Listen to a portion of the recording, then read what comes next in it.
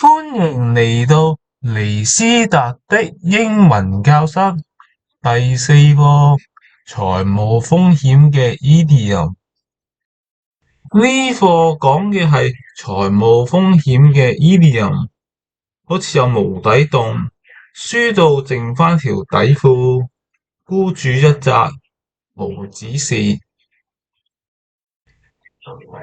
雖然呢一課係講財務風險嘅 idiom，但係我都想順帶帶一提係講無底洞嘅英文 bottomless pit。呢一個無底洞嘅意思係代表金錢消耗啦之外，仲關乎於食慾啊、精力或者其他問題。以下係 bottomless pit 嘅例句 ：The project turned into a bottomless pit of resource。呢個專案成為咗一個資源嘅無底洞。My teenage brother is a bottomless pit when it comes to snack。我細佬食零食係無止境嘅，永遠都食唔飽。Her curiosity is a bottomless pit。佢嘅無底好奇心好似無底洞，永遠唔會滿足。Trying to fix that software bug turned into a bottomless pit of effort。維修嗰個軟件嘅漏洞成為無底洞，投入多少嘅努力都唔足夠。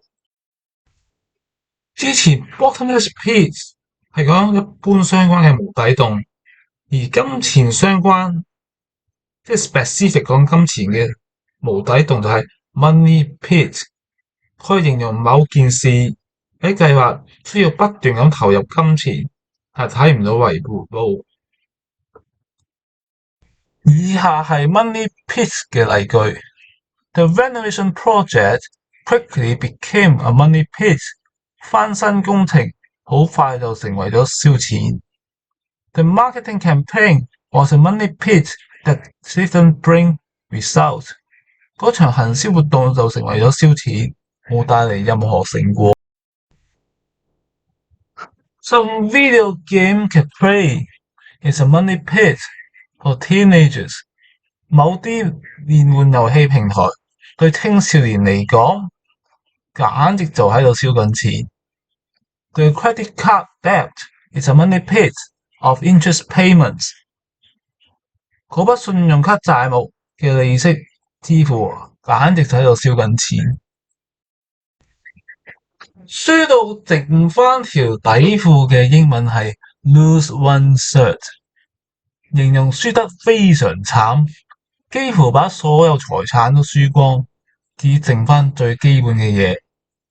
通常用喺賭博、投資或任何輸錢嘅情況，用嚟強調損失巨大。以下嚟到 lose one's shirt 嘅例句 ：He invested in that company and lost his shirt。佢投資嗰間公司，結果輸得一乾二淨。Many gamblers lose their shirts at the casino。好多賭徒喺賭場中輸得清光。She nearly lost her shirt in the stock market crash。佢差啲喺股市崩潰中輸清光。If you're not careful, you could lose your shirt on this deal。如果你唔小心，呢筆交易會令你輸清光。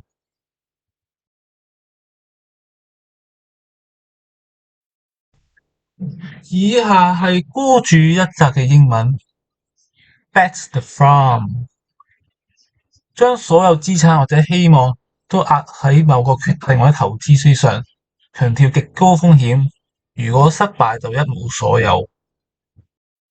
以下係 bet the farm 嘅例句 ：The company bet the farm on a new product launch。公司孤注一擲，將所有資源都壓喺新產品嘅發表上面。They bet the farm on the horse race。佢哋喺賽馬上面孤注一擲。He bets the farm on moving abroad for work。佢孤注一擲，為咗工作搬到海外。He bets the farm on quitting his job to start an IT company。佢孤注一擲，辭咗本來嘅工作去創辦一間 IT 公司。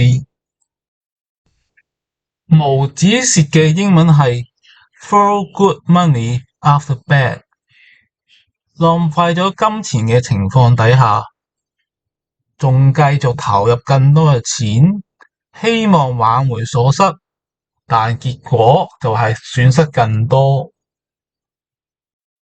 以下係 throw good money after bad 嘅例句。They threw good money after bad by funding the project again。佢哋再次贊助嗰個專案，結果只係浪費更多嘅錢。Victims of advance fee fraud often throw good money after bad by paying repeated service fees。預付費詐騙嘅受害者，往往因為不斷咁支付服務費而浪費更多錢。He threw good money after bad by sending more money to the scammer who promised a refund。佢俾更多嘅錢俾騙徒，對方承諾退款，但結果就係嘥咗錢。She threw good money after bad by paying additional charge to release her investment。佢為咗釋放咗所謂嘅投資而產生支付額外嘅費用，根本就係浪費。呢課嘅目的就係學習財務相關嘅 idiom。請記住最多人用嘅輸得剩返條底褲嘅英文 lose your shirt。下課再見，拜拜。